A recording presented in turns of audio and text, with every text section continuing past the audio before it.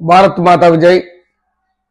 నిన్న నేను ఇట్లా రోడ్డు మీద తిరుగుతూ ఉంటే మల్లాపూర్లో కొంతమంది చెత్త ఏరుకునే వాళ్ళు కలిసిరు. చెత్త చెత్త అంటే ఇది మన అది బయట పడతాం కదా మనం. చెత్త అది ఇనుప ముక్కలు అవి అవి ఏరుకుంటారు. ఒక ముగ్గురు మనుషులు వచ్చారు.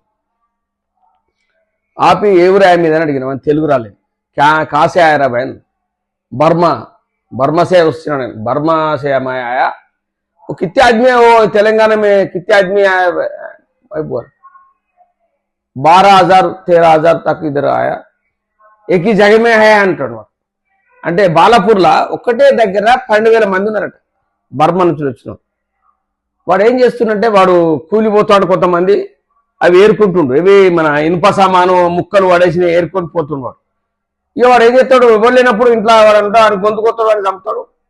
వాడు ఆ ఉన్న సామాన్ పడుకుని పోతాడు. వాడు వాళ్ళకు ఈ మానవత్వం అనేది ఉండదు. మన భారతదేశంలో ఉన్న హిందువులకే మానవత్వం అనేది భయము. తప్పు చేస్తే భయపడతా ఉంటారు. ఇటువంటి ఓని చంపాలన్నా ఓని కొట్టాలన్నా భయపడతా ఉంటారు. వాళ్ళకి భయం ఉండదు. వాళ్ళు కంపల్సరీ అది వానికి ఏం కావాలి? వానికి డబ్బు కావాలి, లేకపోతే చంపుడు కావాలి. ఆడపిల్లలు ఉంటే రేపు చేసుడు, వాళ్ళని చంపుడు, అటువంటివి కావాలి వాళ్ళకు. మన లెక్క వాళ్ళు వెనక ముందు చూడరు. మనం ఇలా జరుగుతూ ఉంది. మీరు జాగ్రత్త ఉన్నాయి. దయచేసి చెప్తున్నా.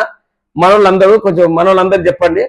ఎవరైనా సామాన్ ఏరుకుంటూ వచ్చి ఆడ డోర్ కొడితే డోర్ తీయకని చెప్పండి మీరు. అదొకటి ఆ పోలీస్ డిపార్ట్మెంట్ కూడా తెలుసు. అది వాళ్ళు కూడా ఎంక్వైరీ చేసిరు. ఆ పోలీసులు కూడా వాళ్ళు చెప్తారు. ఇది నేను ఎందుకు చెప్తున్నా అంటే మరి జాగ్రత్త ఉన్నారని చెప్తున్నాను అంతే.